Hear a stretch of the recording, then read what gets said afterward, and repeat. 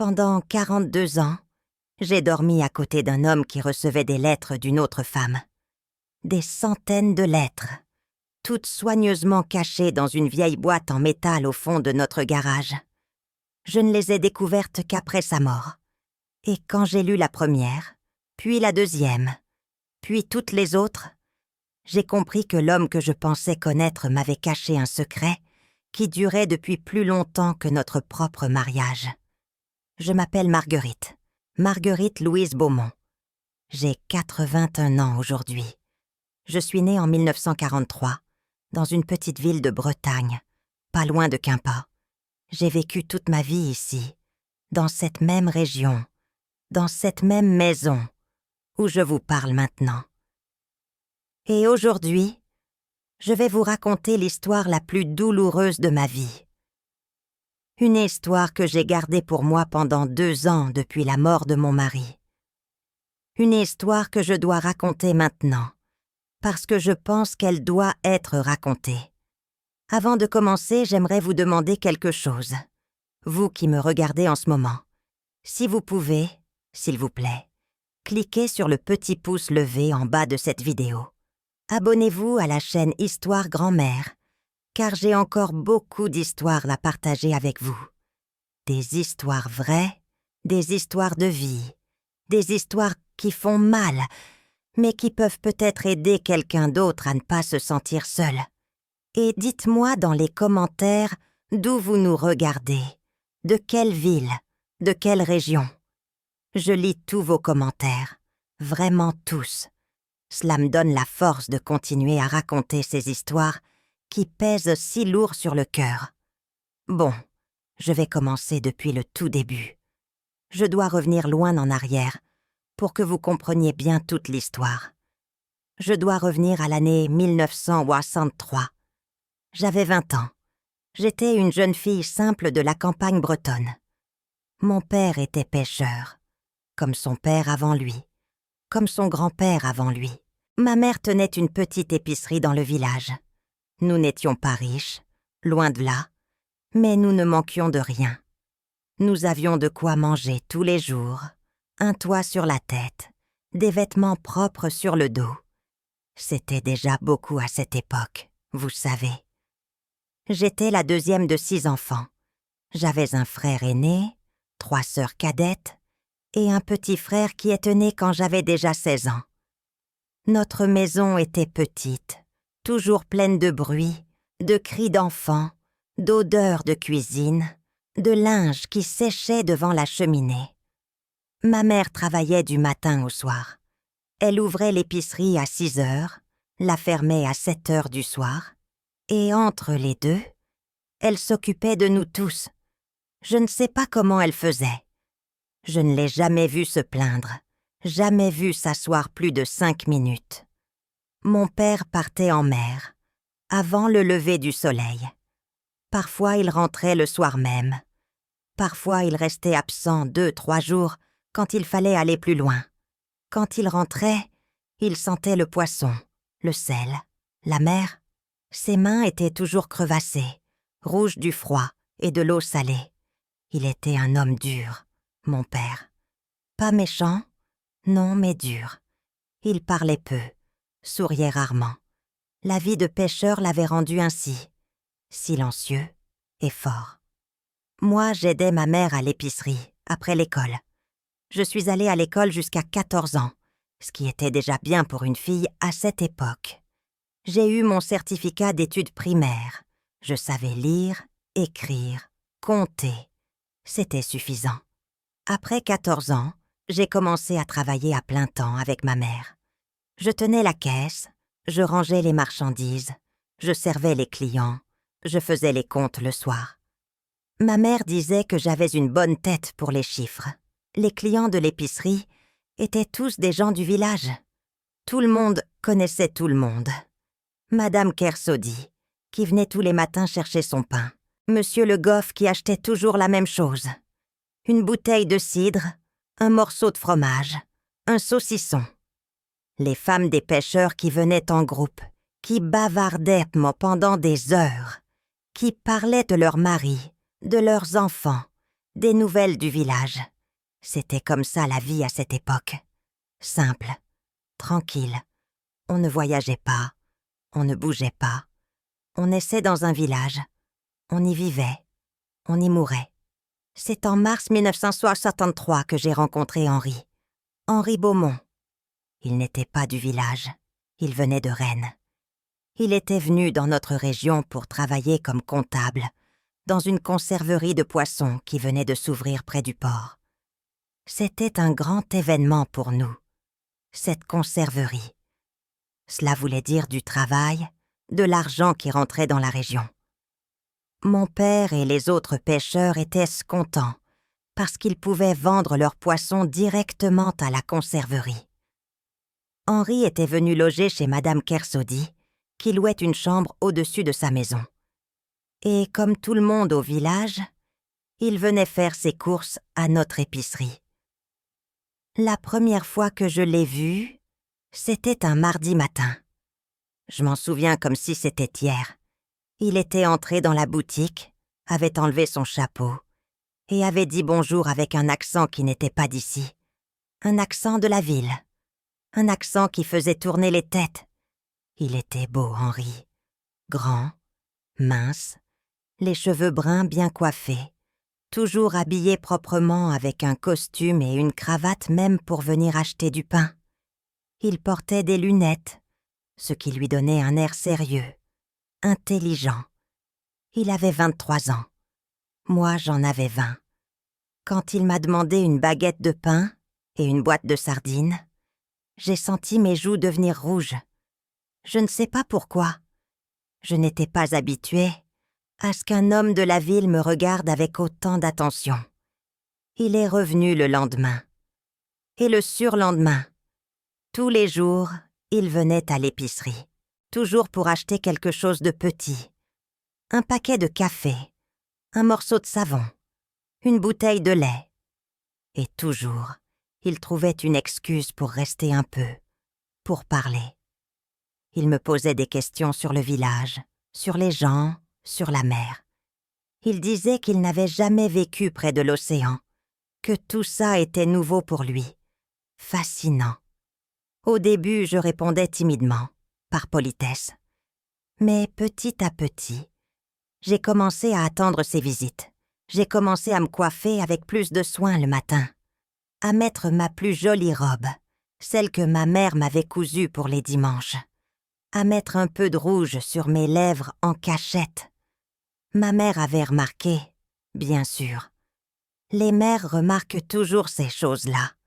Elle ne disait rien, mais je voyais le petit sourire au coin de ses lèvres quand Henri entrait dans la boutique. Après 1 mois de ses visites quotidiennes, Henri m'a demandé si je voulais aller me promener avec lui le dimanche après-midi. Mon cœur a bondi dans ma poitrine. J'ai dit que je devais demander à mes parents. Il a dit qu'il comprenait, qu'il viendrait demander lui-même à mon père. Et c'est ce qu'il a fait. Le samedi soir, il s'est présenté chez nous. Il a serré la main de mon père, a salué ma mère avec respect et a demandé la permission de m'inviter à me promener. Mon père l'a regardé longuement. Il l'a interrogé sur sa famille, son travail, ses intentions. Henri a répondu honnêtement. Il venait d'une famille de commerçants à Rennes. Son père tenait une quincaillerie. Il avait fait des études de comptabilité. Il gagnait bien sa vie à la conserverie. Il cherchait à s'installer dans la région. Il était sérieux, travailleur, et ses intentions envers moi étaient honorables. Mon père a hoché la tête.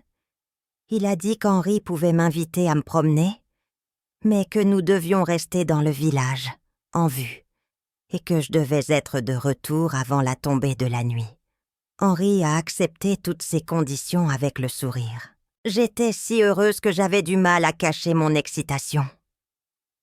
Ce premier dimanche, nous sommes allés marcher le long de la côte.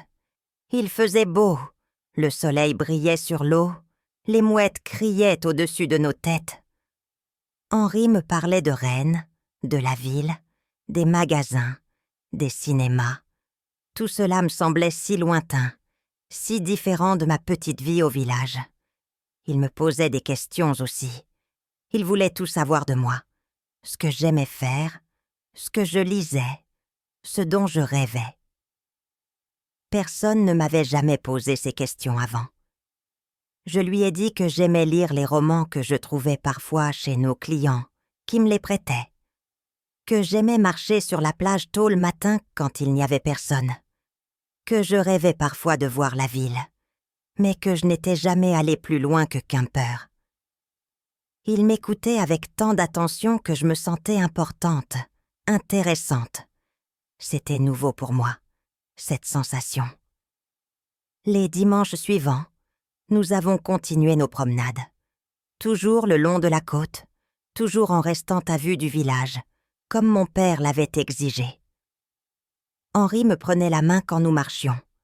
Sa main était douce, pas comme les mains rugueuses des pêcheurs que je connaissais. Il sentait bon, une odeur de savon propre et de cologne légère. Il me parlait de l'avenir, de ce qu'il voulait faire de sa vie. Il parlait d'économiser de l'argent, d'acheter une maison un jour, de fonder une famille. Au bout de 3 mois, il m'a parlé de mariage. Nous étions assis sur un rocher face à la mer. Le vent soufflait dans mes cheveux. Il a pris mes 2 mains dans les siennes et m'a dit qu'il m'aimait, qu'il n'avait jamais ressenti ça pour personne d'autre, qu'il voulait passer sa vie avec moi, qu'il voulait me demander en mariage. J'ai pleuré, de joie, d'émotion, de bonheur. J'ai dit oui avant même qu'il ne pose la question officiellement. Il a ri, m'a serré dans ses bras, m'a embrassé sur le front. C'était le premier baiser que je recevais d'un homme. Je me souviens de la chaleur de ses lèvres, de mon cœur qui battait si fort que je pensais qu'il allait entendre. Le soir même, Henri est venu parler à mon père. Cette fois, c'était pour demander ma main officiellement. Mon père a encore posé des questions. Henri a répondu à toutes. Il a expliqué qu'il avait économisé assez d'argent pour louer une petite maison, qu'il gagnait un bon salaire à la conserverie, qu'il prendrait soin de moi, que je ne manquerais de rien. Mon père a finalement donné son accord. Ma mère a pleuré de joie. Mes sœurs ont sauté partout en criant. C'était un moment de bonheur pur. Nous nous sommes mariés en novembre 1963. C'était une cérémonie simple à l'église du village. J'avais une robe blanche que ma mère et mes tantes avaient cousue ensemble. Henri portait un beau costume neuf qu'il avait acheté à Quimper. Toute ma famille était là. Les parents d'Henri étaient venus de Rennes avec son frère cadet. Il y avait beaucoup de monde, presque tout le village. Après l'église, il y a eu un repas chez mes parents. Ma mère et les voisines avaient préparé un festin. Du poisson, des crêpes, du fard breton, du cidre, du vin. On a dansé, chanté, ri jusqu'au soir. Le soir, Henri m'a emmenée dans notre nouvelle maison. Une petite maison louée à la sortie du village. 2 chambres, une cuisine, un salon. C'était modeste, mais c'était à nous. Henri avait tout préparé. Il avait acheté des meubles d'occasion, avait tout nettoyé, avait même mis des fleurs sur la table de la cuisine. J'étais émue de voir tout ce qu'il avait fait pour moi, pour nous. Cette nuit-là, je suis devenue sa femme. Je ne vais pas raconter les détails parce que ce sont des choses intimes, personnelles. Je dirais seulement qu'Henri était doux, patient, tendre. Il prenait soin de moi. Il me rassurait. J'avais un peu peur, comme toutes les jeunes mariées à l'époque qui ne savaient pas grand-chose de ces choses-là. Mais avec lui, je me sentais en sécurité. Les premiers mois de mariage ont été heureux, très heureux. Henri partait travailler à la conserverie tous les matins. Je m'occupais de la maison, je cuisinais, je lavais, je repassais. L'après-midi, j'allais encore aider ma mère à l'épicerie quelques heures. Le soir, Henri rentrait, nous dînions ensemble, nous parlions de notre journée, nous écoutions la radio. C'était une vie simple, tranquille, mais j'étais heureuse. J'étais heureuse parce que j'aimais Henri. J'aimais sa façon de me regarder le matin en buvant son café. J'aimais quand il rentrait du travail et me cherchait des yeux dès qu'il franchissait la porte. J'aimais nos longues conversations le soir au lit avant de dormir. J'aimais sa présence, son odeur, sa voix. J'aimais être sa femme. En juin 1964, je suis tombée enceinte. Henri était fou de joie. Il voulait un enfant depuis le début. Il disait qu'il voulait une grande famille. 4 ou 5 enfants. Moi aussi, je voulais des enfants. J'aimais les enfants. J'avais grandi dans une grande famille. Je voulais la même chose pour moi. Ma grossesse s'est bien passée. Henri prenait soin de moi comme si j'étais en porcelaine. Il ne me laissait rien porter de lourd. Il m'aidait avec les tâches difficiles. Il me massait les pieds le soir quand ils étaient gonflés. Ma mère venait souvent me voir, m'apportait de la nourriture, me donnait des conseils. Les femmes du village aussi venaient, me racontaient leurs propres expériences d'accouchement. J'écoutais tout, j'apprenais. Notre fils est né en mars 1965. Nous l'avons appelé Alain, comme le père d'Henri. C'était un gros bébé en bonne santé avec des joues rondes et des yeux noirs comme ceux de son père. Quand l'infirmière me l'a mis dans les bras pour la première fois, j'ai ressenti un amour que je n'avais jamais connu. Un amour si puissant, si intense que j'en avais mal à la poitrine. J'ai regardé Henri qui était à côté du lit et j'ai vu qu'il pleurait. De vraies larmes coulaient sur ses joues. Il a pris le bébé dans ses bras, l'a regardé longuement et a murmuré « Mon fils, mon petit garçon ». Les années suivantes ont passé vite. En 1967 est née notre fille Céline. En 1969, notre deuxième fils, Jacques. En 1972, notre troisième fils, Thomas. 4 enfants en 8 ans. Notre petite maison était devenue trop petite.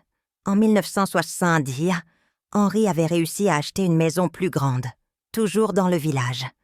C'était une vieille maison en pierre qu'il avait rénovée lui-même le soir et le week-end. Il avait refait la toiture, les fenêtres, l'électricité. C'était la maison où je vis encore aujourd'hui. La vie était remplie avec 4 enfants. Les couches, les biberons, les pleurs la nuit, les maladies infantiles, l'école, les devoirs. Je ne dormais presque pas. Je courais du matin au soir. Mais j'étais heureuse. Henri était un bon père. Il jouait avec les enfants quand il rentrait du travail. Il les emmenait se promener le dimanche. Il était patient avec eux. Même quand ils faisaient des bêtises, il gagnait bien sa vie maintenant. Il était devenu chef comptable à la conserverie. Nous n'étions pas riches, mais nous vivions confortablement. Les enfants ont grandi. Alain est devenu un garçon sérieux qui aimait l'école. Céline était douce et calme, toujours en train de dessiner. Jacques était le plus turbulent, toujours dehors à jouer au football. Thomas, le petit dernier, était le chouchou de tout le monde, celui qui faisait rire avec ses bêtises. Henri et moi, nous avons vieilli ensemble. Nous avons eu nos hauts et nos bas comme tous les couples. Parfois, nous nous disputions pour des bêtises, pour l'argent, pour l'éducation des enfants, pour des détails sans importance. Mais nous nous réconcilions toujours. Nous nous aimions. Du moins, c'est ce que je croyais. Henri n'était pas un homme très démonstratif. Il ne me disait pas souvent « je t'aime ». Il n'était pas du genre à faire des grands gestes romantiques. Mais il était là, tous les jours. Il rentrait tous les soirs à la maison. Il donnait son salaire. Il s'occupait de nous. C'était sa façon de montrer son amour, je suppose. Et moi, je l'acceptais. C'était comme ça que les hommes de cette génération étaient. Il y avait quand même quelque chose que j'avais remarqué au fil des années. Une fois par mois, environ, Henri recevait une lettre. Toujours dans une enveloppe bleue pâle. toujours avec la même écriture fine et penchée, toujours postée de Nantes. Je le voyais prendre la lettre quand le facteur passait. Il la mettait dans sa poche sans l'ouvrir devant moi. Il partait dans le garage, restait là un moment, puis revenait. La lettre avait disparu. Au début, je n'y ai pas prêté attention. Je pensais que c'était peut-être des lettres de travail ou d'un vieil ami. Mais avec le temps, j'ai commencé à me poser des questions. Pourquoi ces lettres arrivaient-elles toujours dans ces enveloppes bleues particulières? Pourquoi Henri ne les ouvrait-il jamais devant moi? Pourquoi allait-il toujours dans le garage pour les lire? Un jour, c'était en 1977, je crois, j'ai posé la question. Nous prenions le petit déjeuner. Henri venait de recevoir une de ces lettres bleues. Je l'ai vu la mettre dans sa poche comme d'habitude. J'ai dit, d'un ton que j'espérais désinvolte, « Tu reçois souvent des lettres de Nantes. C'est qui ?» Il a levé les yeux vers moi. Il a eu l'air surpris de ma question. Il a hésité un instant, puis il a dit, « C'est une vieille tante, la sœur de mon père. Elle est vieille, elle habite seule à Nantes. Elle m'écrit de temps en temps pour prendre des nouvelles. »« Ah bon ?» j'ai dit.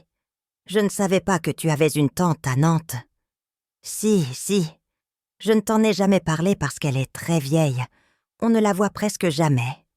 Mais elle tient à garder le contact par lettre. » Cela semblait logique. Je n'ai pas insisté.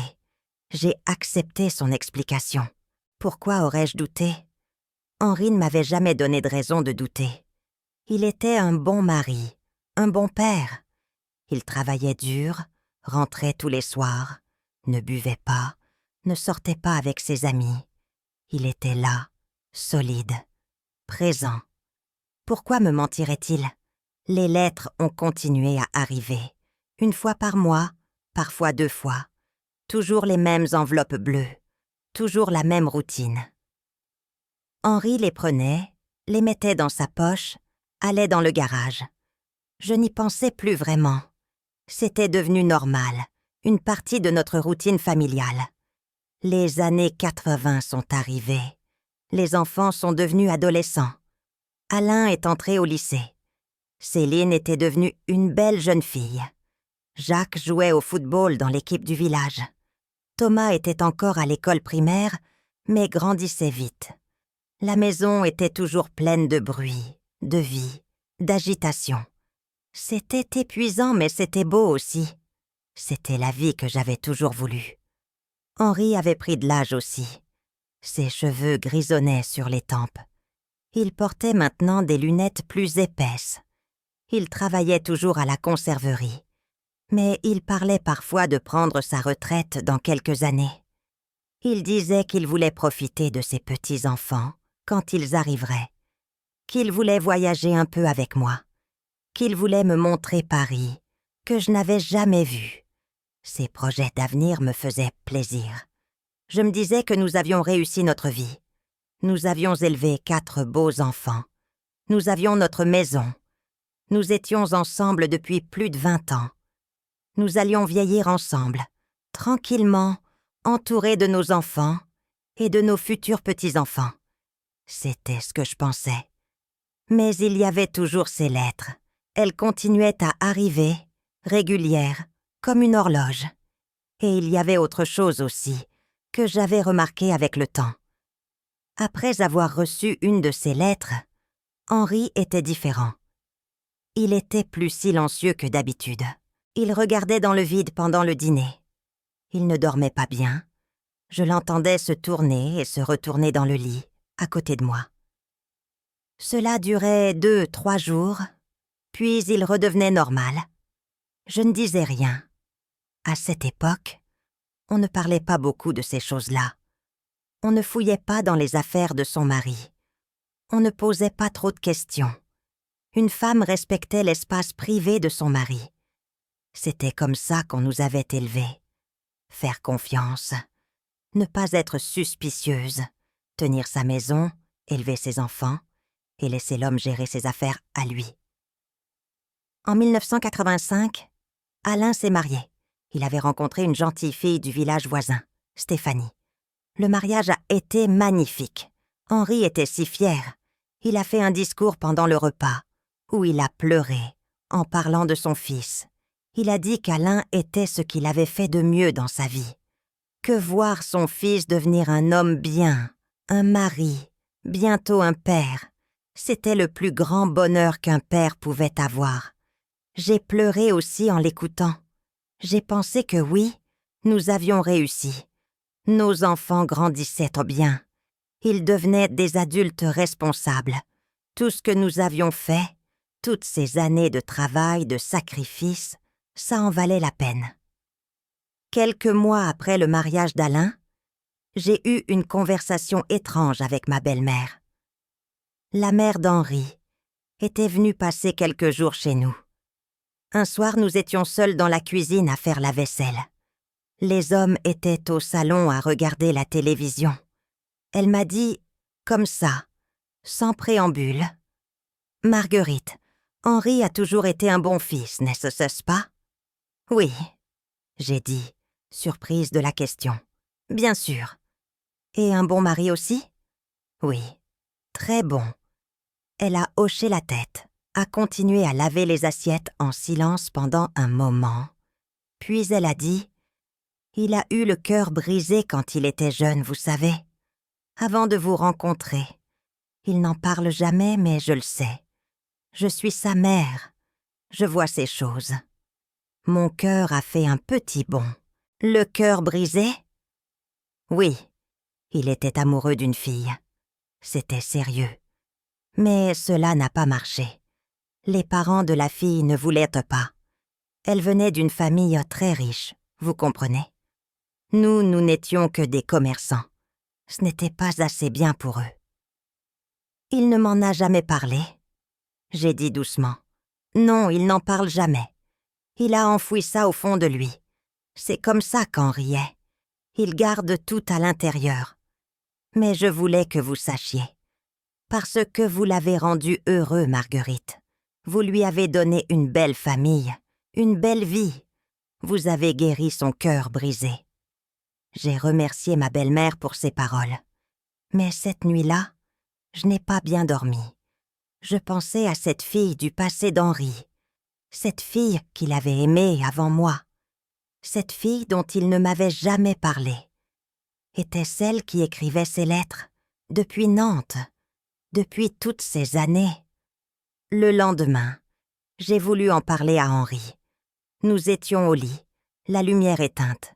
J'ai dit, « Ta mère m'a raconté que tu avais à toi amoureux d'une fille avant moi, avant notre mariage. » Il y a eu un long silence. Puis Henri a dit d'une voix plate, « C'était il y a longtemps. Ça n'a aucune importance maintenant. » Elle a dit que les parents de la fille n'ont pas voulu de toi. C'est vrai. Ils voulaient quelqu'un de mieux, de plus riche. Elle a obéi à ses parents. C'est comme ça. Tu l'aimais? Encore un silence. Oui, je l'aimais. Et maintenant? Maintenant, je t'aime, toi. Tu es ma femme, la mère de mes enfants. C'est toi ma vie, Marguerite, pas une fille du passé. J'ai voulu le croire. J'ai voulu croire que le passé était le passé. Que cette fille, qui qu'elle soit, ne comptait plus. Mais une petite voix dans ma tête me disait que quelque chose n'allait pas, que les lettres bleues avaient un rapport avec tout ça, que Henri me cachait quelque chose. Mais encore une fois, je me suis tue. J'ai accepté son explication. J'ai enfoui mes doutes. C'était plus facile comme ça, plus confortable. Pourquoi chercher des problèmes qui n'existaient peut-être pas? En 1987, Céline s'est mariée aussi. Puis en 1989, Jacques. En 1992, Thomas a présenté sa fiancée. Un à un, nos enfants quittaient le nid.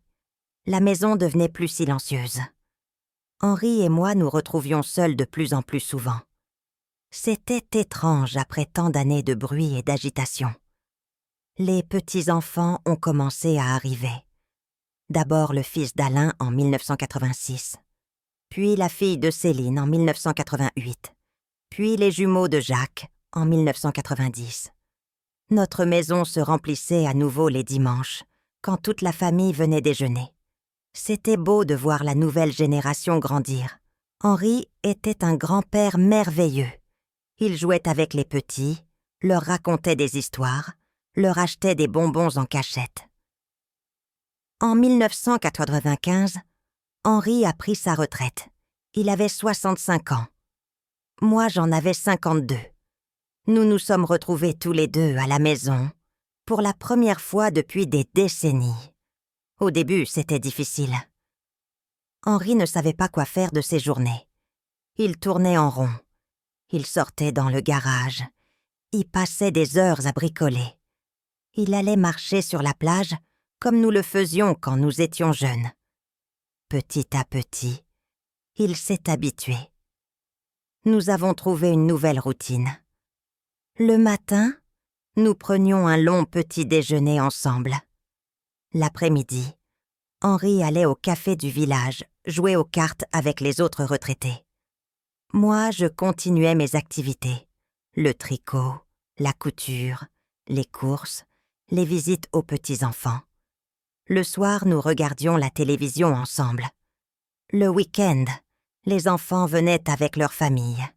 C'était une belle vie, une vie tranquille. Nous n'étions pas riches, mais la pension d'Henri suffisait. Nous avions notre maison payée. Nous avions nos enfants et nos petits-enfants autour de nous. Nous avions notre santé. Que demander de plus? Les lettres bleues continuaient à arriver. Maintenant que Henri était à la retraite et à la maison toute la journée, je les voyais arriver plus clairement. Le facteur passait vers 10 heures. Quand il y avait une enveloppe bleue, Henri la prenait avec ce même geste rapide que je connaissais si bien. Il allait dans le garage. Il y restait un long moment, parfois 1 heure ou plus. Quand il revenait, il avait les yeux rouges. On aurait dit qu'il avait pleuré. Un jour, en 1998, je n'ai pas pu me retenir. Henri venait de recevoir une lettre. Il était allé dans le garage comme d'habitude. J'ai attendu quelques minutes, puis je suis allée le rejoindre. Je l'ai trouvé assis sur son établi, une lettre à la main, le visage entre les mains, les épaules secouées de sanglots. « Henri ?» j'ai dit doucement. Il a sursauté, a essuyé rapidement ses yeux, a caché la lettre derrière son dos. « Marguerite, qu'est-ce que tu fais là? Tu pleures? Qu'est-ce qui se passe? » « Rien, rien. C'est juste... C'est ma vieille tante. Elle ne va pas bien. Elle est malade. »« Ta tante de Nantes? » ?»« Oui. » Je l'ai regardée dans les yeux. J'ai vu quelque chose là. De la douleur, du mensonge, de la culpabilité. « Henri, dis-moi la vérité. Qui t'écrit ces lettres? » Il a détourné le regard. « Je te l'ai dit. »« Ma tante. »« Montre-moi la lettre alors. »« Non. » »« Pourquoi? »« Parce que c'est personnel. »« Personnel? Tu es mon mari depuis 35 ans. Qu'est-ce qui peut être si personnel que tu ne peux pas me montrer? » Il s'est levé, est passé à côté de moi, est sorti du garage. « Laisse tomber, Marguerite, s'il te plaît. Certaines choses sont mieux laissées tranquilles. » J'ai voulu insister, le suivre, exiger des explications. Mais quelque chose m'a arrêtée. La peur, peut-être. La peur de découvrir quelque chose que je ne voulais pas savoir. La peur que toute ma vie, tout ce que je croyais être ma vie, soit un mensonge. Alors je l'ai laissé partir. Je suis restée dans le garage, seule. J'ai regardé autour de moi. Les outils bien rangés, l'établi propre, les étagères avec les pots de vis et de clous. Et dans un coin, sur une étagère haute, j'ai vu une vieille boîte en métal. Une boîte que je n'avais jamais remarquée avant. Ou peut-être que je l'avais vue, mais que je n'y avais jamais prêté attention. J'ai approché un tabouret, je suis montée dessus, j'ai pris la boîte. Elle était lourde. J'ai essayé de l'ouvrir. Elle était fermée à clé. J'ai secoué doucement.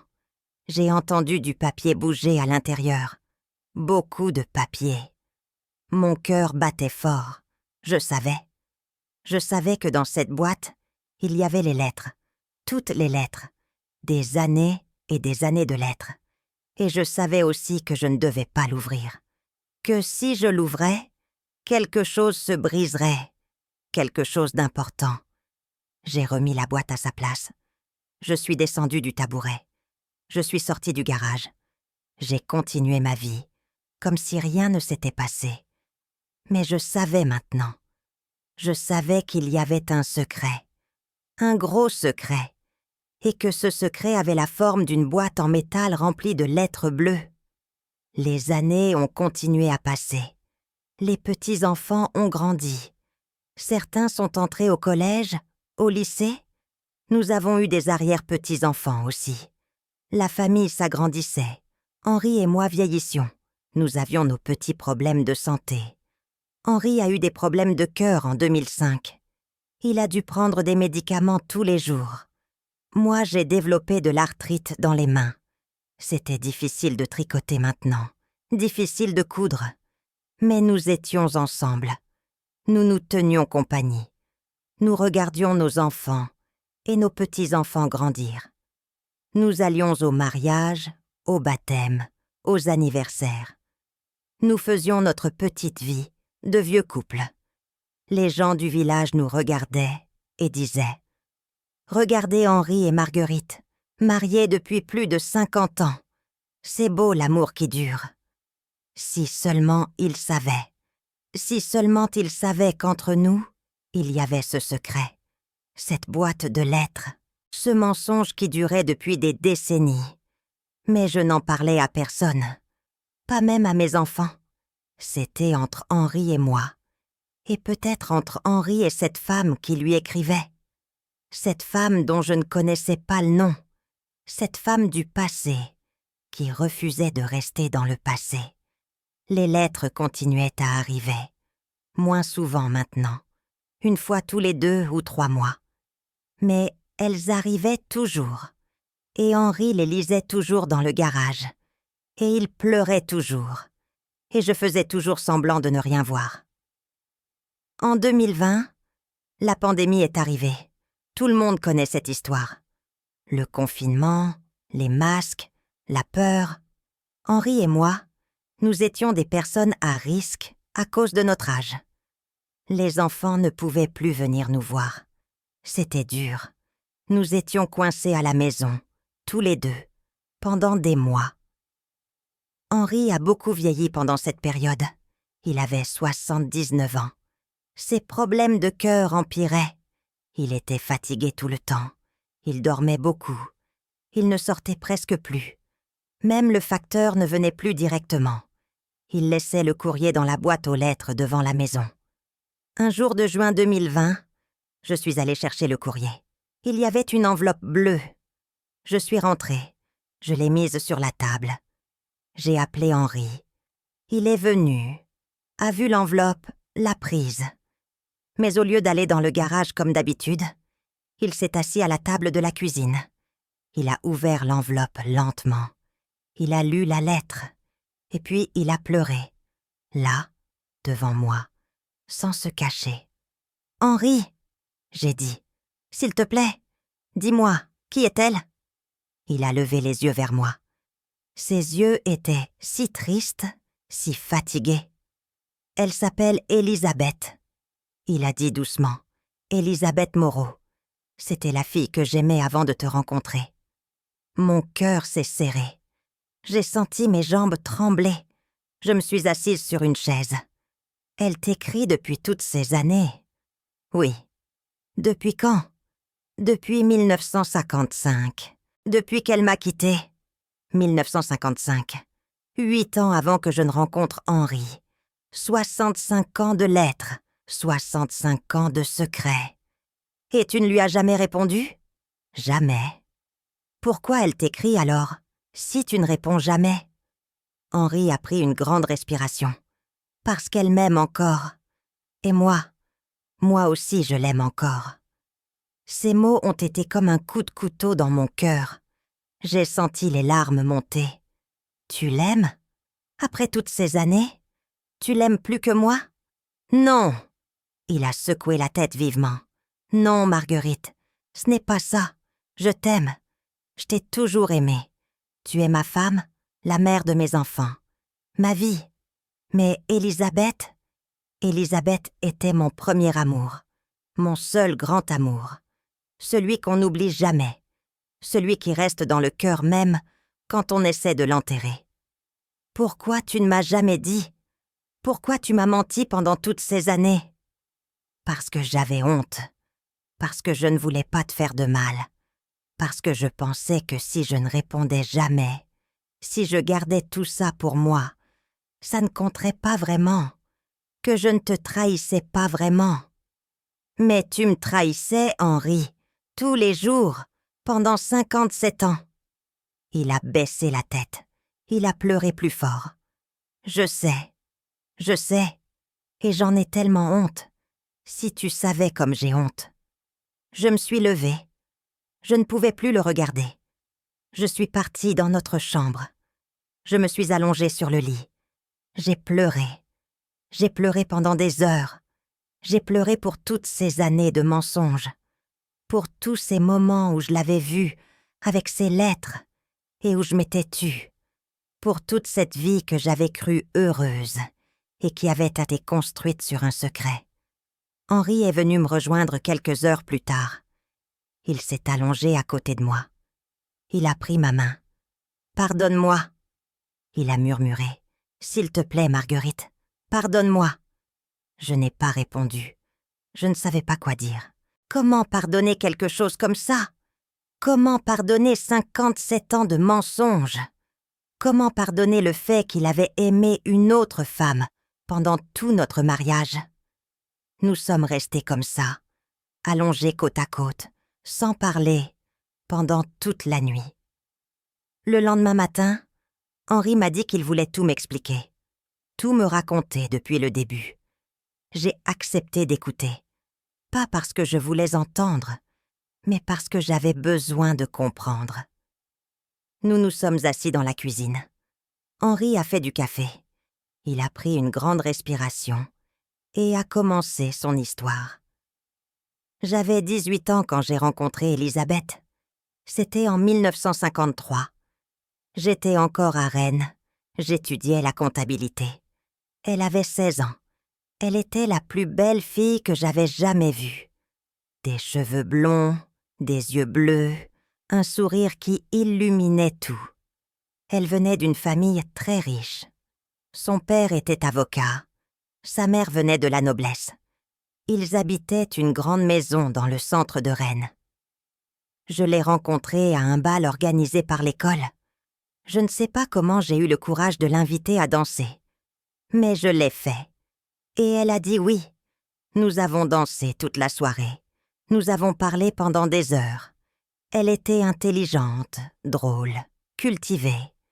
Elle aimait lire, la musique, l'art. Elle voulait étudier les lettres, devenir professeure.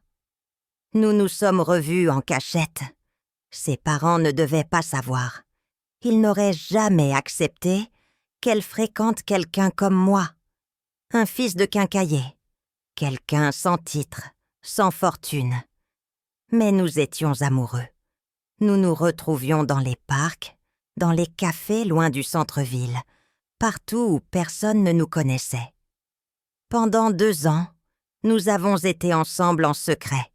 C'étaient les plus belles années de ma vie. J'étais fou amoureux d'elle. Je pensais à celle jour et nuit.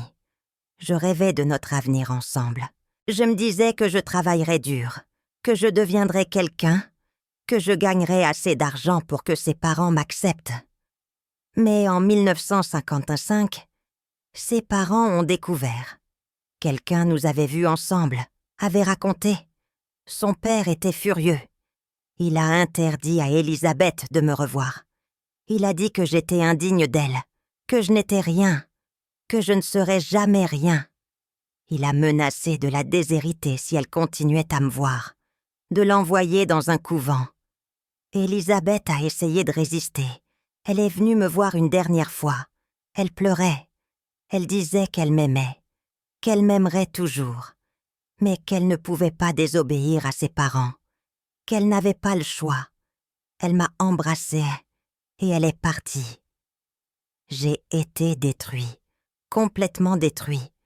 Je suis tombée dans une dépression profonde. J'ai arrêté d'étudier. Je restais au lit toute la journée. Ma mère était très inquiète, mon père aussi. Il ne savait pas quoi faire avec moi. C'est mon père qui m'a sauvée. Il m'a trouvé ce travail à la conserverie, ici en Bretagne. Il a dit que j'avais besoin de changer d'air, de recommencer ailleurs, d'oublier cette fille. Alors je suis venue ici, et c'est ici que je t'ai rencontré. Henri s'est arrêté, a bu son café, a continué. Quand je t'ai rencontrée, Marguerite, tu étais si différente d'Élisabeth. Tu étais simple, naturelle, gentille. Tu ne jouais pas de jeu. Tu ne venais pas d'un monde que je ne pouvais jamais atteindre. Tu étais accessible, vrai. Et j'ai pensé que je pouvais t'aimer, que je pouvais construire une vie avec toi, que je pouvais oublier Élisabeth. Et je t'ai aimé. Je te jure que je t'ai aimé. Pas de la même façon que j'aimais Élisabeth. C'était différent. Mais c'était de l'amour quand même.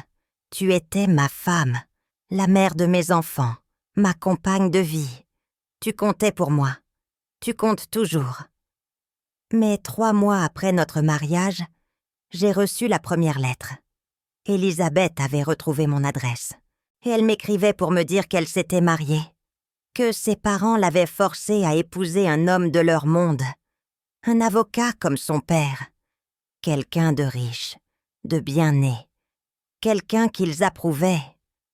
Elle m'écrivait qu'elle était malheureuse, que ce mariage était une prison, qu'elle ne pouvait pas oublier ce que nous avions eu.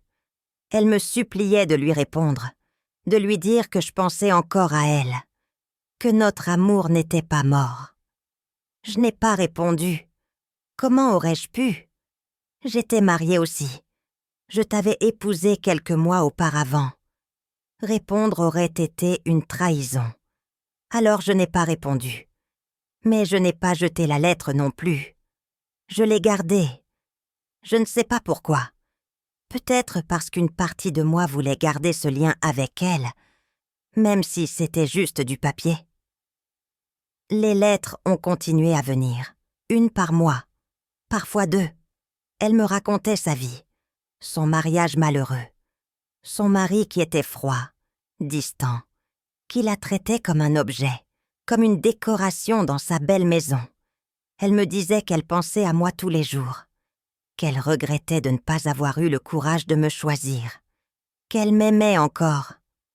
Et moi, je lisais ses lettres, je les lisais et je pleurais, parce qu'une partie de moi l'aimait encore aussi. Cette partie de moi qui avait 18 ans et qui dansait avec la plus belle fille du monde. Cette partie qui n'avait jamais vraiment guéri de cette rupture. Mais je ne répondais jamais. Jamais. Parce que je savais que si je commençais à répondre, si je rouvrais cette porte, je ne pourrais plus la refermer. Et je ne voulais pas te perdre, Marguerite. Je ne voulais pas détruire notre famille. Alors je gardais tout ça pour moi. Je lisais ces lettres en cachette. Je les cachais dans cette boîte dans le garage. Et je continuais ma vie avec toi comme si rien n'était. Pendant toutes ces années, Élisabeth a continué à m'écrire. Elle m'a raconté qu'elle avait eu 2 enfants, une fille et un garçon, qu'elle les élevait seule parce que son mari travaillait tout le temps. Elle m'a dit qu'elle pensait à moi en regardant ses enfants grandir, qu'elle se demandait comment auraient été nos enfants à nous, si nous avions pu être ensemble. Elle m'a écrit quand son père est mort, puis sa mère. Elle a dit qu'elle regrettait de leur avoir obéi, que si elle pouvait revenir en arrière, elle me choisirait moi, peu importe les conséquences. Elle m'a écrit quand son mari est mort, c'était en 1998. Elle était enfin libre. Elle m'a supplié de la rencontrer, de lui donner une chance. Elle disait que nous pouvions recommencer, que nous pouvions enfin être ensemble comme nous aurions dû l'être depuis le début. Mais je n'ai pas répondu. Toi et moi, nous étions encore ensemble. Nos enfants étaient grands, mais ils étaient là. Nos petits-enfants arrivaient. Comment aurais-je pu tout abandonner? Comment aurais-je pu te faire ça? La dernière lettre que j'ai reçue, celle de juin dernier, elle me disait qu'elle était malade, qu'elle avait un cancer, que les médecins lui donnaient encore 6 mois, peut-être 1 an. Elle me suppliait de venir la voir, une fois, juste une fois avant de mourir. Elle voulait me revoir, me parler, me toucher, savoir si après toutes ces années, après toutes ces lettres, il restait quelque chose entre nous. Henri s'est tu. Il pleurait. Moi aussi je pleurais. Nous pleurions tous les deux, assis à cette table de cuisine où nous avions pris tant de repas ensemble pendant 57 ans. « Qu'est-ce que tu vas faire ?» J'ai demandé finalement. « Je ne sais pas. » Il a dit. « Je suis vieux, Marguerite. J'ai 79 ans. Mon cœur est faible. Je n'ai peut-être plus beaucoup de temps, moi non plus. Et je me demande si je dois aller la voir, une fois, pour fermer ce chapitre, pour enfin tourner la page. Et moi ?» J'ai dit. « Et nous? Si tu y vas, qu'est-ce que ça veut dire pour nous ?» « Je ne sais pas. » Il a répété. « Je t'aime, Marguerite. Je t'ai toujours aimée. Mais j'aime aussi Élisabeth, d'une façon différente, d'une façon qui n'a jamais vraiment disparu. Et je ne sais pas comment vivre avec ces 2 amours. Je ne l'ai jamais su. Nous avons parlé pendant des heures, des jours, des semaines. Nous avons parlé de tout, de notre mariage, de nos enfants, de sa relation avec Élisabeth, de mes sentiments, de ses sentiments. C'était difficile, très difficile, mais c'était aussi nécessaire. Après 57 ans de silence, il fallait enfin parler. J'ai dit à Henri que s'il voulait aller voir Élisabeth, je ne l'en empêcherais pas, que je comprenais qu'il avait besoin de fermer ce chapitre, mais que je ne pouvais pas lui promettre que je serais encore là, à son retour, que je devais réfléchir, que je devais décider si je pouvais continuer à vivre avec un homme qui en aimait une autre depuis toujours. Henri a dit qu'il comprenait, qu'il respecterait ma décision quelle qu'elle soit, qu'il savait qu'il m'avait fait beaucoup de mal, qu'il ne méritait peut-être pas mon pardon. Mais finalement, Henri n'est jamais allé voir Élisabeth, parce qu'en août 2020, il a fait une crise cardiaque. Une grosse crise. Les ambulanciers sont venus. Ils l'ont emmené à l'hôpital. Les enfants sont venus, malgré les restrictions du Covid. Nous étions tous là, autour de son lit. Henri est resté 1 semaine à l'hôpital. 1 semaine où il a flotté entre la vie et la mort. Les médecins disaient que c'était grave. Très grave. Qu'il fallait se préparer au pire. Je restais à son chevet jour et nuit. Je tenais sa main. Je lui parlais même s'il ne pouvait pas répondre. Je lui disais que je l'aimais. Que malgré tout, malgré Élisabeth, malgré les lettres, malgré les mensonges, je l'aimais. Qu'il était mon mari, le père de mes enfants, qu'il avait été ma vie pendant 57 ans, et que je ne voulais pas qu'il parte. Henri est mort le 22 août 2020, à 3 heures du matin. Je tenais sa main. Alain était de l'autre côté du lit. Les autres enfants étaient dans le couloir. Henri a ouvert les yeux une dernière fois. Il m'a regardé. Il a murmuré « Pardon », si doucement que j'ai à peine entendu. Et puis il est parti. Les funérailles ont été simples à cause du Covid. Peu de monde a pu venir. Juste la famille proche. Quelques amis du village. Le prêtre a fait un beau service. Il a parlé d'Henri comme d'un bon homme, un bon père, un bon mari. Personne ne savait. Personne ne savait pour Élisabeth, pour les lettres, pour le secret qui avait duré toute une vie. Après les funérailles, après que tout le monde soit parti, Après que les enfants soient rentrés chez eux, je me suis retrouvée seule dans notre maison. Seule pour la première fois en 57 ans. C'était étrange, silencieux, vide. Je suis allée dans le garage. Je suis montée sur le tabouret. J'ai pris la boîte en métal. Cette fois, j'ai cherché la clé. Je l'ai trouvée accrochée à un petit clou derrière la boîte à outils. J'ai ouvert la boîte. Elle était pleine à craquer de lettres. Des centaines de lettres, toutes dans des enveloppes bleues, toutes avec la même écriture fine et penchée, toutes postées de Nantes, de 1955 à 2020. 65 ans de lettres. J'ai passé les 2 semaines suivantes à les lire. Toutes, une par une, dans l'ordre chronologique. J'ai lu l'histoire d'Élisabeth, sa vie, son mariage malheureux, ses enfants, sa solitude, son amour pour Henri qui n'avait jamais faibli. J'ai lu ses supplications, ses demandes de le revoir, ses rêves d'une vie ensemble. J'ai lu sa douleur quand Henri ne répondait jamais, sa frustration, sa colère parfois, mais toujours, son amour. Dans les dernières lettres, celles des dernières années, Élisabeth parlait de vieillir, de voir ses enfants avoir leurs propres enfants, d'être seule dans sa grande maison vide. Elle écrivait qu'elle regrettait de ne pas avoir eu le courage de choisir Henri quand elle était jeune, qu'elle regrettait toutes ces années perdues, qu'elle aurait préféré être pauvre avec lui que riche sans lui. La toute dernière lettre, celle de juin 2020, était différente des autres. Elle était plus courte, plus directe. Élisabeth écrivait qu'elle allait mourir, qu'elle voulait voir Henri une dernière fois, qu'elle voulait lui dire en face ce qu'elle lui écrivait depuis 65 ans, qu'elle l'aimait, qu'elle l'avait toujours aimé, qu'elle l'aimerait jusqu'à son dernier souffle. Elle donnait son adresse, son numéro de téléphone. Elle le suppliait de venir, même juste 1 heure, même juste pour un café. Elle voulait le regarder dans les yeux, tenir sa main, sentir sa présence. Une fois, juste une fois avant que la mort les sépare définitivement. Quand j'ai fini de lire toutes les lettres, j'ai pleuré. J'ai pleuré pour Élisabeth, pour cette femme qui avait aimé un homme toute sa vie, sans jamais pouvoir être avec lui. Pour cette femme qui avait écrit des centaines de lettres sans jamais recevoir de réponse.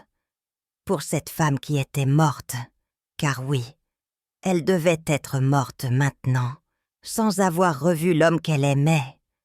J'ai pleuré pour Henri aussi, pour l'homme qui avait porté ce poids toute sa vie, qui avait aimé 2 femmes en même temps, qui n'avait jamais su comment choisir, qui était mort avec ce regret.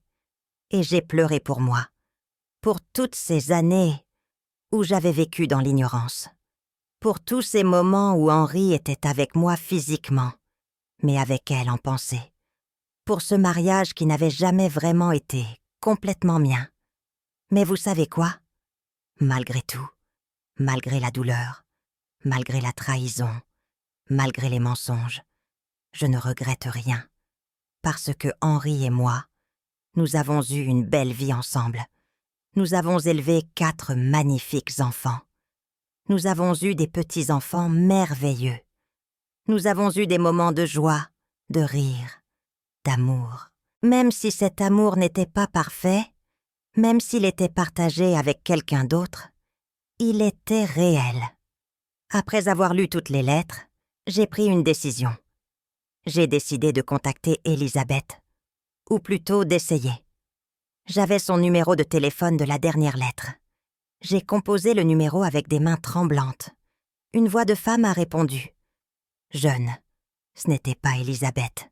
« Allô? Bonjour, » j'ai dit. « Je cherche Madame Élisabeth Moreau. » Il y a eu un silence. Puis, « Ma mère est décédée il y a 6 mois. Qui êtes-vous? » 6 mois. Elle était morte en février 2021. 4 mois avant Henri.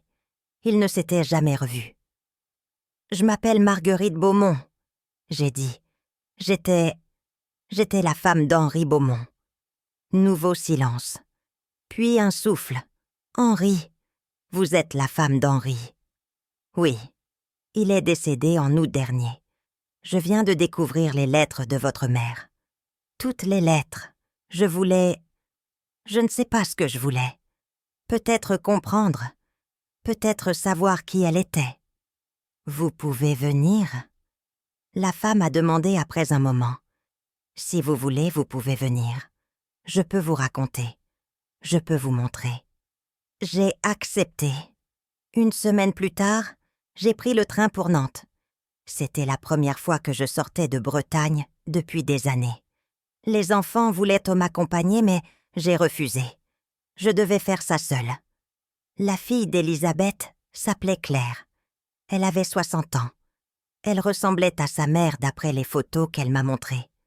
Blonde, élégante, avec des yeux bleus tristes. Nous nous sommes rencontrés dans un café près de la gare. Au début, c'était maladroit. Nous ne savions pas trop quoi nous dire. Puis, petit à petit, nous avons commencé à parler. Claire m'a raconté sa mère. Elle m'a dit qu'Élisabeth avait vécu toute sa vie dans l'ombre de cet amour perdu, qu'elle avait été malheureuse dans son mariage, que son père était un homme dur, froid, qui la traitait comme une possession, qu'elle avait élevé ses enfants seule même si le père était présent physiquement. Ma mère parlait souvent d'Henri, Claire m'a dit. Elle ne disait pas son nom devant mon père, bien sûr. Mais quand nous étions seuls, elle et moi, elle me racontait. Elle me racontait ce jeune homme qu'elle avait aimé, ce jeune homme pauvre que mes grands-parents avaient rejeté. Elle disait que c'était la plus grande erreur de sa vie, qu'elle aurait dû s'enfuir avec lui, que la richesse, le statut social, tout ça ne valait rien sans amour. Elle lui écrivait tous les mois, religieusement. Elle s'asseyait à son bureau, sortait ce papier bleu qu'elle gardait spécialement pour lui, et elle écrivait. Pendant des heures, elle lui racontait sa vie, ses pensées, ses sentiments, et puis elle envoyait la lettre. Et elle attendait. Elle attendait toujours une réponse qui ne venait jamais. Pourquoi elle a continué alors? J'ai demandé. Pourquoi continuer à écrire pendant 65 ans, si elle ne recevait jamais de réponse? Parce que, Claire a dit doucement, c'était sa façon de le garder dans sa vie. C'était sa façon de maintenir ce lien. Elle savait qu'il lisait ses lettres. Elle savait qu'il pensait à elle. Ça lui suffisait. Presque. Claire m'a emmenée chez elle. Une belle maison dans un quartier chic de Nantes. La maison où Élisabeth avait vécu. Où elle était morte. Claire m'a fait visiter. Le salon avec les meubles anciens. La cuisine immense. Le jardin bien entretenu. Et puis, elle m'a emmenée dans une chambre au premier étage. C'était son bureau. Claire a dit en ouvrant la porte. La pièce était simple. Un bureau en bois, une chaise, des étagères pleines de livres. Et sur le bureau, une pile de papier bleu, le même papier que les lettres. Après sa mort, j'ai trouvé ça, Claire a dit en ouvrant un tiroir du bureau. Elle a sorti un cahier. Un vieux cahier usé avec des pages jaunies. Elle me l'a tendu. Lisez. J'ai ouvert le cahier. C'était un journal. Le journal d'Élisabeth. Elle l'avait commencé en 1955, l'année où elle et Henri s'étaient séparés. Elle y écrivait ses pensées, ses sentiments. Des choses qu'elle ne pouvait pas mettre dans les lettres peut-être. Des choses trop intimes, trop douloureuses. J'ai lu quelques passages. Un datait de 1963, l'année où Henri et moi nous étions mariés. Aujourd'hui, j'ai appris qu'Henri s'est marié. Claire, ma femme de chambre, l'a lu dans un journal régional qu'elle a trouvé. Il a épousé une fille de Bretagne. Une fille simple, d'après ce que j'ai compris. Je devrais être contente pour lui. Je devrais vouloir qu'il soit heureux. Mais je ne peux pas. Je suis jalouse. Je suis furieuse. Je veux hurler. Comment a-t-il pu m'oublier si vite? Comment a-t-il pu en épouser une autre? Ne m'aimait-il pas comme je l'aimais? Ou peut-être que je l'aimais trop, et que c'était ça le problème. Peut-être qu'un amour comme le mien fait peur.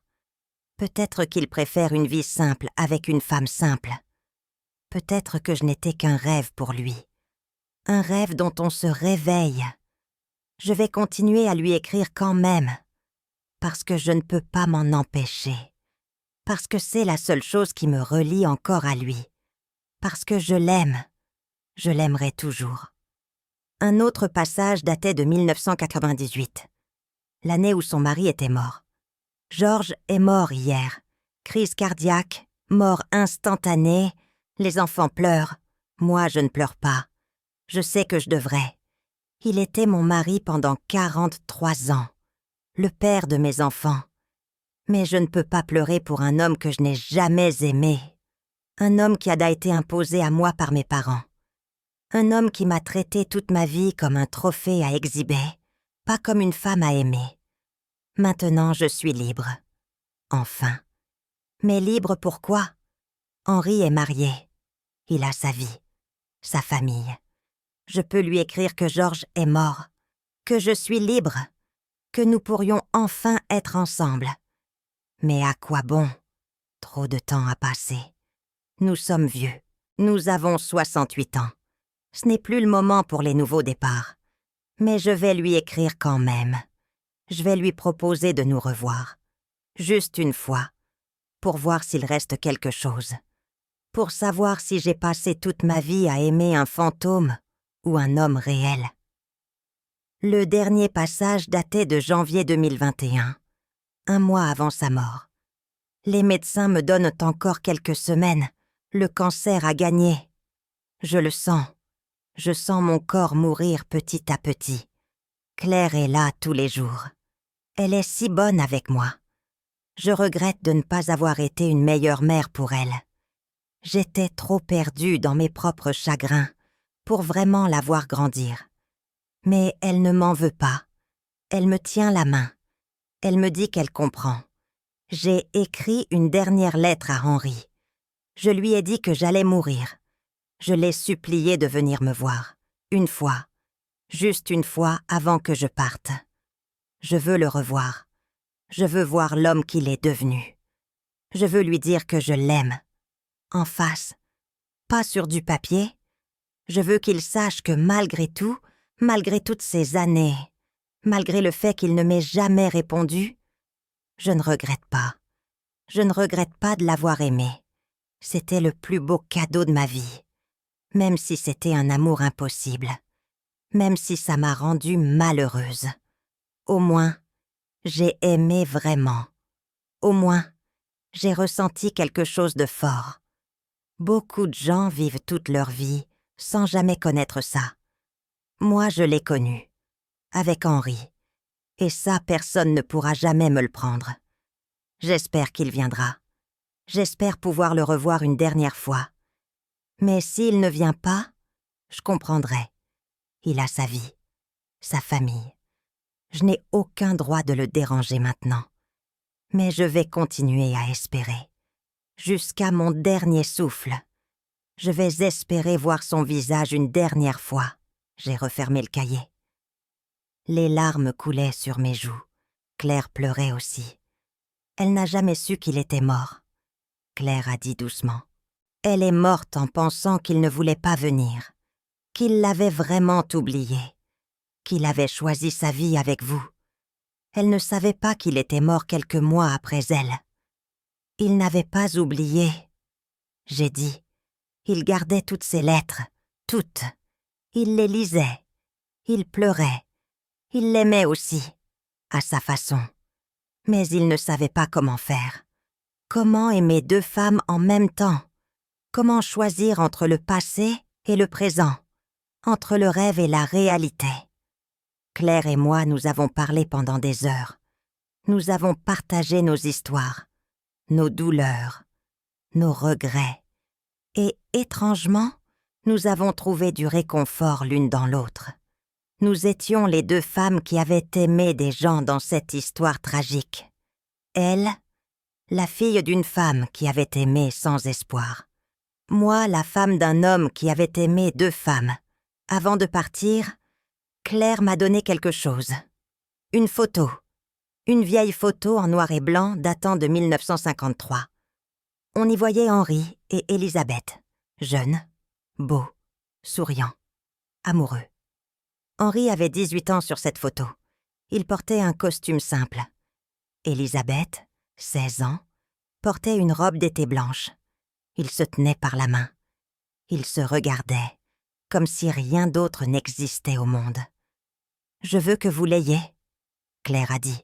« Ma mère aurait voulu que vous sachiez, que vous compreniez, qu'elle n'était pas une méchante femme qui essayait de voler votre mari. Elle était juste une femme qui avait aimé un homme toute sa vie, un homme qu'elle ne pouvait pas avoir. » J'ai pris la photo. Je l'ai regardée longuement. Ce jeune homme sur la photo, c'était Henri. Mais ce n'était pas mon Henri. C'était un Henri que je n'avais jamais connu. Un Henri d'avant moi. Un Henri amoureux d'une autre femme. Et vous savez ce que j'ai ressenti en regardant cette photo? De la tristesse, oui. De la jalousie peut-être un peu. Mais aussi de la compassion. Pour ces 2 jeunes gens qui s'aimaient et qui n'avaient pas pu être ensemble. Pour Henri qui avait porté cet amour perdu toute sa vie. Pour Elisabeth, qui avait vécu dans l'attente d'une réponse qui n'était jamais venue. Pour tous les amours impossibles du monde. Je suis rentrée en Bretagne le lendemain. J'ai gardé la photo. Je l'ai mise dans ma chambre, sur ma table de chevet. Parfois, je la regarde. Je regarde ce jeune Henri souriant. Et je me dis que j'ai été chanceuse. Parce que même si Henri en aimait une autre, il a quand même été un bon mari pour moi. Un bon père pour nos enfants. Il est resté. Il n'est pas parti. Il a construit une vie avec moi. Et cette vie, même imparfaite, même partagée, a quand même valu la peine d'être vécue. Est-ce que j'ai pardonné à Henri? Je ne sais pas. Pardonner, c'est un grand mot. Mais j'ai compris. J'ai compris que l'amour n'est pas toujours simple. Qu'on ne peut pas toujours contrôler qui on aime ou comment on aime. Que parfois le cœur s'attache à quelqu'un et ne peut pas se détacher, même après des décennies. Est-ce que notre mariage était un mensonge? Non. Je ne crois pas. C'était juste un mariage compliqué. Un mariage avec des secrets. Mais quel mariage n'a pas de secret? Quel couple peut vraiment dire qu'il connaît absolument tout de l'autre? Aujourd'hui, 2 ans après la mort d'Henri, je suis en paix. Je vis seule dans notre maison. Les enfants viennent souvent me voir. Les petits-enfants aussi. Les arrière-petits-enfants maintenant. La vie continue. La famille grandit. J'ai gardé les lettres. Toutes les lettres d'Elisabeth. Je les ai rangées dans une boîte propre. Une belle boîte en bois que j'ai achetée spécialement. Un jour, quand je ne serai plus là, quelqu'un les trouvera. Peut-être un de mes enfants. Peut-être un de mes petits-enfants. Et ils liront cette histoire. Cette histoire d'amour impossible qui a duré 65 ans. Et peut-être qu'ils comprendront. Peut-être qu'ils comprendront que les gens sont compliqués. Que l'amour est compliqué. Que la vie n'est pas toujours noire ou blanche. Qu'il y a beaucoup de nuances de gris. Beaucoup de contradictions. Beaucoup de choses qu'on ne peut pas expliquer ou comprendre complètement. J'ai aussi gardé la photo. Cette photo de Henri et Elisabeth jeune. Et vous savez ce qui est étrange? Je ne suis pas jalouse quand je la regarde. Je suis juste triste. Triste pour ce qui aurait pu être. Triste pour ces 2 jeunes gens qui s'aimaient et qui ont été séparés par des règles sociales absurdes. Triste pour toutes les années perdues. Triste pour tout l'amour qui n'a jamais pu s'exprimer complètement. Mais je suis aussi reconnaissante. Reconnaissante pour ma vie avec Henri, pour nos enfants, pour nos petits-enfants, pour toutes ces années que nous avons partagées. Même si ce n'était pas parfait, même si son cœur était divisé. Au moins, nous avons eu quelque chose. Au moins, Nous avons essayé. Au moins, nous avons construit une famille, une vie. Élisabeth, elle, n'a eu que des lettres et des rêves. C'était tout ce qu'elle avait. Et c'est triste. C'est terriblement triste. Mais peut-être que pour elle, c'était suffisant. Peut-être que ces lettres, cet amour à distance, cet amour impossible, c'était mieux que rien. C'était mieux que d'oublier. C'était sa façon de garder Henri dans sa vie. Sa façon de continuer à l'aimer malgré tout. Alors voilà mon histoire. L'histoire de lettres d'amour que j'ai découverte après la mort de mon mari. L'histoire d'un amour qui a duré 65 ans sans jamais pouvoir se réaliser. L'histoire d'un homme qui a aimé 2 femmes. L'histoire de 3 vies entrelacées par le destin et les circonstances. Est-ce une histoire triste? Oui, très triste. Est-ce une histoire d'amour? Oui aussi. Est-ce une histoire de trahison? Peut-être. Ou peut-être que c'est juste une histoire humaine. Une histoire de gens imparfaits qui ont fait ce qu'ils pouvaient avec les cartes qu'ils avaient reçues. Qu'est-ce que j'ai appris de tout ça? J'ai appris que l'amour n'est pas toujours comme dans les films ou les livres, qu'il n'y a pas toujours un début, un milieu et une fin claire, qu'il y a des amours qui ne finissent jamais vraiment, des amours qui restent dans le cœur toute la vie même quand on essaie de les enterrer. J'ai appris qu'on peut aimer plusieurs personnes différemment, qu'aimer quelqu'un n'empêche pas d'en aimer un autre, que le cœur humain est vaste et compliqué et capable de beaucoup plus qu'on ne le pense. J'ai appris que les secrets pèsent lourd, que garder quelque chose caché pendant des décennies, ça fait mal, ça crée une distance, ça empêche la vraie intimité. Si Henri m'avait parlé d'Élisabeth dès le début, s'il m'avait dit la vérité, peut-être que ça aurait été différent. Peut-être que j'aurais pu comprendre. Peut-être qu'on aurait pu vivre avec cette vérité ensemble, au lieu qu'il la porte seul. Mais peut-être pas aussi. Peut-être que j'aurais été trop blessée, trop jalouse. Peut-être que je n'aurais pas pu accepter. Peut-être que Henri a fait ce qu'il pensait être le mieux. Protéger notre mariage, protéger notre famille, en gardant son premier amour secret. Je ne sais pas quelle aurait Tando la bonne décision. Je ne sais pas s'il y avait une bonne décision. C'était une situation impossible. Un amour impossible. Des choix impossibles. Tout ce que je sais, c'est que maintenant, à 81 ans, après toute une vie vécue, après avoir élevé 4 enfants, après avoir vu grandir mes petits-enfants et mes arrière-petits-enfants, après avoir été mariée pendant 57 ans, je peux regarder en arrière et dire « Oui, ça valait la peine, malgré les secrets, malgré les mensonges, malgré le cœur partagé de Henri. Ça valait la peine, parce que j'ai aimé, j'ai été aimée, même si cet amour n'était pas parfait ou complet, même si une partie du cœur de Henri appartenait toujours à Élisabeth. Une partie m'appartenait aussi, et cette partie a été suffisante pour construire une belle vie.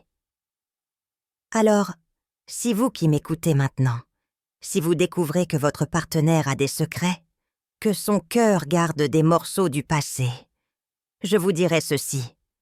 Essayez de comprendre, essayez d'écouter, essayez de voir au-delà de votre douleur et de votre colère. Parce que les gens sont compliqués. Le passé ne disparaît jamais complètement. Nous portons tous nos histoires avec nous, nos premiers amours, nos regrets, nos « et si ». Cela ne veut pas dire que vous devez tout accepter. Cela ne veut pas dire que la trahison est acceptable. Mais cela veut dire que parfois, il y a des nuances, des contextes, des raisons, et que si vous aimez vraiment quelqu'un, si vous avez construit une vie ensemble, ça vaut peut-être la peine d'essayer de comprendre avant de tout détruire. Mais c'est à vous de décider. C'est toujours à vous de décider. Personne d'autre ne peut décider pour vous ce que vous pouvez accepter ou non, ce que vous pouvez pardonner ou non. Quel prix vous êtes prêt à payer pour l'amour? Moi, j'ai fait mon choix. J'ai choisi de rester avec Henri jusqu'à la fin. J'ai choisi d'accepter qu'il aimait Elisabeth. J'ai choisi de partager son cœur plutôt que de le perdre complètement. Et je ne regrette pas ce choix, parce qu'au final, nous avons eu une belle vie ensemble. Et c'est ça qui compte. Avant de terminer, j'aimerais vous demander quelque chose, vous qui m'avez écouté jusqu'au bout. Si cette histoire vous a touché, si elle vous a fait réfléchir, si elle a résonné avec quelque chose dans votre propre vie, laissez un like, s'il vous plaît. Abonnez-vous à la chaîne Histoire Grand-mère. Et dites-moi dans les commentaires ce que vous en pensez. Est-ce que j'ai eu raison de rester? Est-ce que Henri aurait dû me dire la vérité dès le début?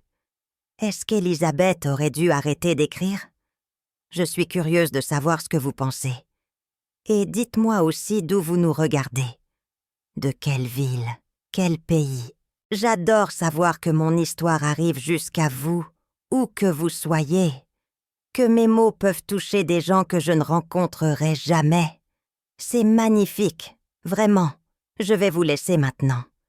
Mais avant, je voudrais dédier cette histoire à 3 personnes. À Henri, mon mari pendant 57 ans, qui était imparfait mais qui a essayé. À Elisabeth, une femme que je n'ai jamais rencontrée, mais que j'ai appris à connaître à travers ses lettres. Une femme qui a aimé profondément et fidèlement. Et à vous tous qui m'écoutez, qui avez peut-être vos propres secrets, vos propres douleurs, vos propres histoires compliquées. Rappelez-vous, la vie n'est pas un conte de fées. L'amour n'est pas toujours simple. Les gens sont imparfaits. Mais ça ne veut pas dire que ça ne vaut pas la peine. Ça ne veut pas dire que ce n'est pas beau. Parfois, c'est justement dans l'imperfection que se trouve la vraie beauté, dans les fissures que passe la lumière. Prenez soin de vous, aimez fort, pardonnez quand vous pouvez, et n'oubliez jamais que vous méritez d'être aimé, même avec tous vos défauts, tous vos secrets, toutes vos imperfections. Au revoir mes chers, et merci de m'avoir écouté. Marguerite.